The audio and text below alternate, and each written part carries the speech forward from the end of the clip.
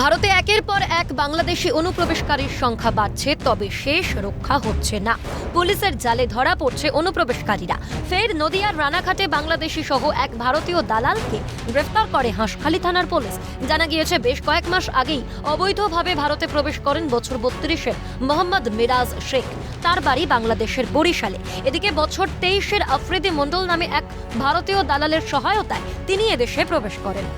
লাগাতার যে অভিযান, পুলিশি অভিযান, তা কিন্তু অব্যাহত। কারণ এর আগেও আমরা লক্ষ্য করেছিলাম একাধিক অনুপ্রবেশকারী যেমন গ্রেপ্তার হয়েছিল, অবৈধ অনুপ্রবেশ এবং যারা এই অনুপ্রবেশের সঙ্গে অর্থাৎ অবৈধ অনুপ্রবেশ চক্রের সঙ্গে যুক্ত যে দালাল, তাদেরকেও একে একে গ্রেপ্তার করেছে পুলিশ। অবৈধভাবে সে 5 মাস বা বেশ কয়েক মাস আগে ভারতে প্রবেশ করে অবৈধভাবে এবং কাঁটা তার পেরিয়ে এই দালাল মারফতে। এবং কি কারণে সে প্রবেশ করেছে এটা নিয়ে কিন্তু ভাবাচ্ছে পুলিশকে। তদন্তটা খুবই প্রয়োজন। কারণ কি কারণে এই এতদিন তারা বিভিন্ন এলাকায় ঘোরাঘুরি করছিল এবং তাদের সঙ্গে কি যোগ সাজিশ রয়েছে, কোথায় কোথায় গেছিল, এই পুঙ্খানুপুঙ্খন কিন্তু পুলিশ জানতে চাইছে। হাঁসখালি থানায় বিদেশি আইনের নির্দিষ্ট ধারায় মামলা নথিভুক্ত করা হয়েছে। কি কারণে ভারতে এসেছিল অনুপ্রবেশকারী তা পুরোপুরিভাবে খতিয়ে দেখছে পুলিশ। নদিয়া থেকে প্রসেনজিৎ বিশ্বাসের রিপোর্ট, ক্যালকাটা নিউজ।